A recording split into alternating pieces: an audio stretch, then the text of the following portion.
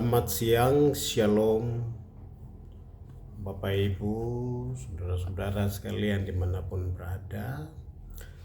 Izinkan saya hari ini sedikit presentasikan tentang pendidikan, yaitu dengan topik problematika pendidikan di tanah Papua dalam era otonomi khusus. Untuk itu saya bagi dalam 3 hal berdasarkan zona, bagaimana tidak atau tersentuhnya pendidikan itu berdasarkan zona-zona yang ada. Di sini zona pertama adalah itu daerah di wilayah kota. Yang kedua adalah itu sedikit keluar dari wilayah kota. Yang ketiga adalah jauh dari jangkauan akses-akses yang lain. Kita akui bahwa otonomi khusus merupakan satu anugerah, tetapi juga dia menjadi malapetaka ketika tidak kelola dengan baik, dengan SDM yang kurang baik.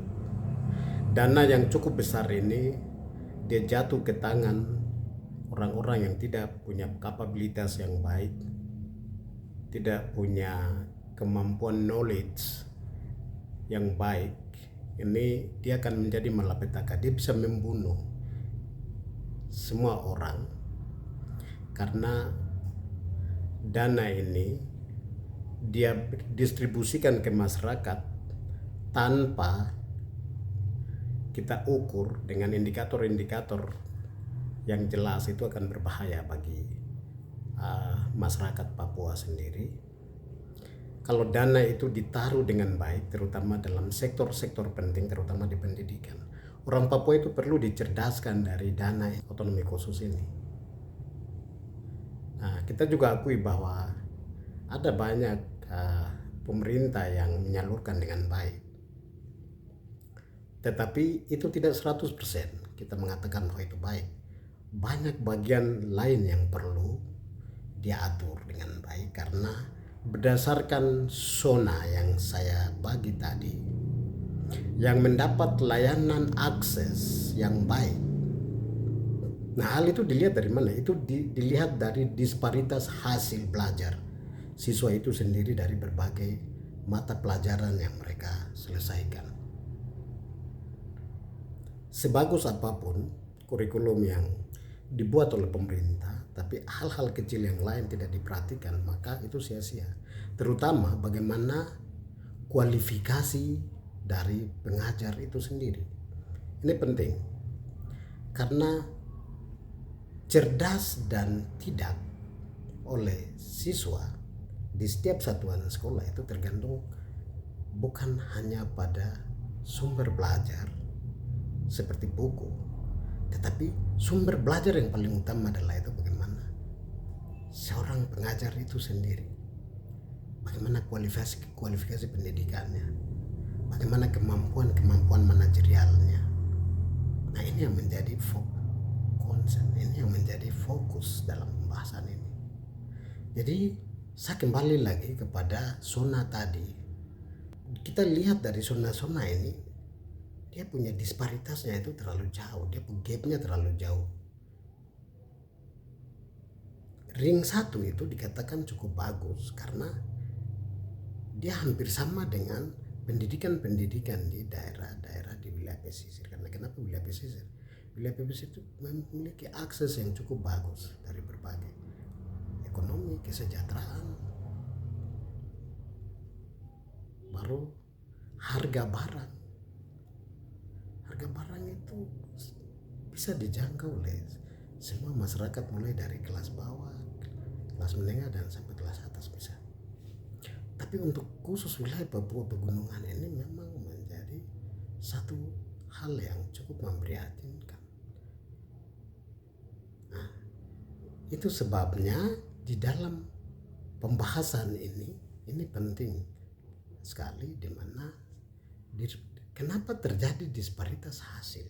Nah, di sini perlu saya sampaikan beberapa hal menurut saya itu menjadi faktor yang menyebabkan terjadi disparitas. Jadi yang pertama itu zona 1 itu saya katakan dia sama, sudah bagus, berjalan bagus karena dia berada di dalam kota kabupaten kabupaten itu sendiri. Jadi sekolah-sekolah yang ada di wilayah kota kabupaten itu berjalan bagus, semuanya bagus karena mereka mendapat akses yang cukup bagus, guru-gurunya, distribusi SDM-nya bagus.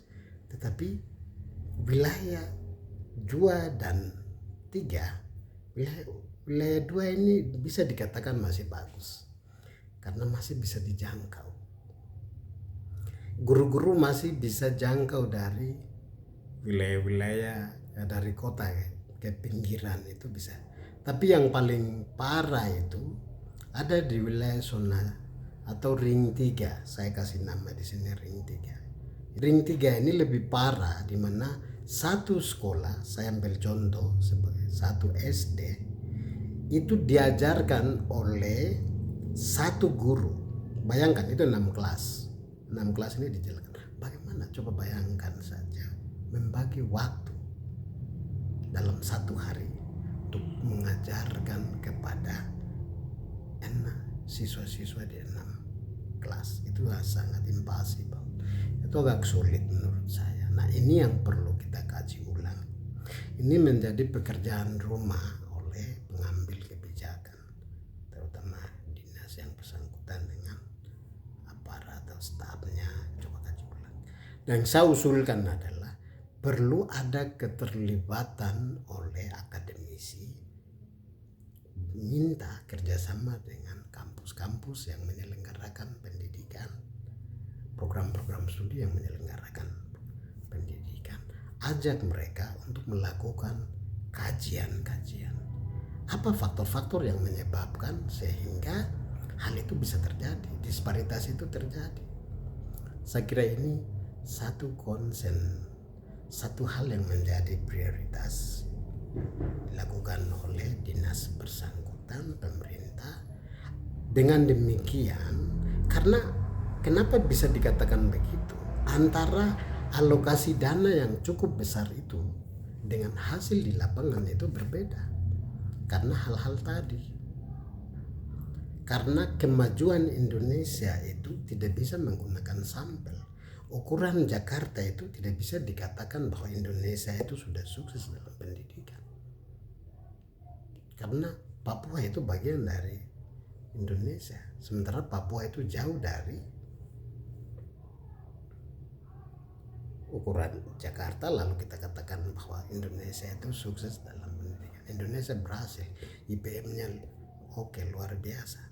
Kenapa bisa begitu? Karena dari hasil ini kita bisa lihat kajian-kajian oleh LIPI. Saya tidak bisa berbicara angka di sini, tapi Bapak Ibu orang-orang terpelajar pasti tahu bagaimana LIPI sebagai satu wadah yang punya kredibilitas dalam kajian-kajian ilmiah dalam berbagai bidang sosial pendidikan.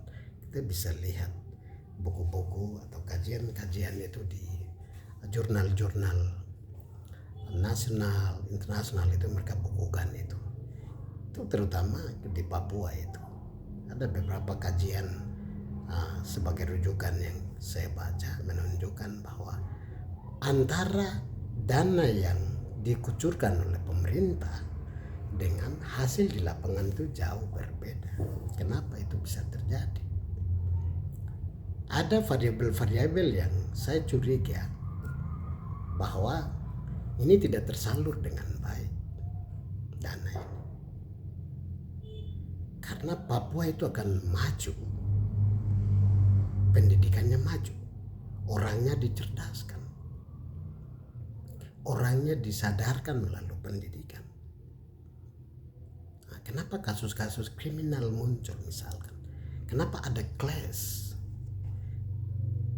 Kenapa pertahanan terkait dengan kesadaran itu sangat rapuh di masyarakat? Clash-nya cepat sekali. Orang cepat sekali meledak kemarahan itu. Itu terjadi karena di sini kembali pada faktor pendidikan. Pendidikan itu menyadarkan orang supaya orang itu sadar secara rohani, secara mental, spiritual. Orang katakan dia berspiritual karena pendidikan itu menjadi alasan, menjadi dasar orang berspiritual makin tinggi. Kalau pendidikannya makin baik, itu dimulai dari mana? Mulai tadi otonomi khusus dengan dana-dana yang cukup besar itu bagaimana di manage dengan baik, terutama distribusi dana itu dengan baik, dan program-program yang memang benar-benar baik dan benar, dia akan mempengaruhi perbedaan gap hasil, disparitas hasil antara zona-zona tadi. Saya kira itu bisa teratasi jika dana itu digunakan dengan baik, terutama di sektor pendidikan.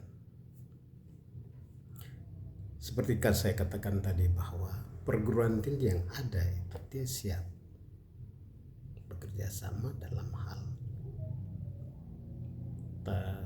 pencarian solusi-solusi yang tepat untuk menyelesaikan problematika pendidikan. Nah, saya kira itu yang menjadi topik pembahasan saya pada hari ini. Saya menyampaikan terima kasih jikalau ada hal-hal yang kurang.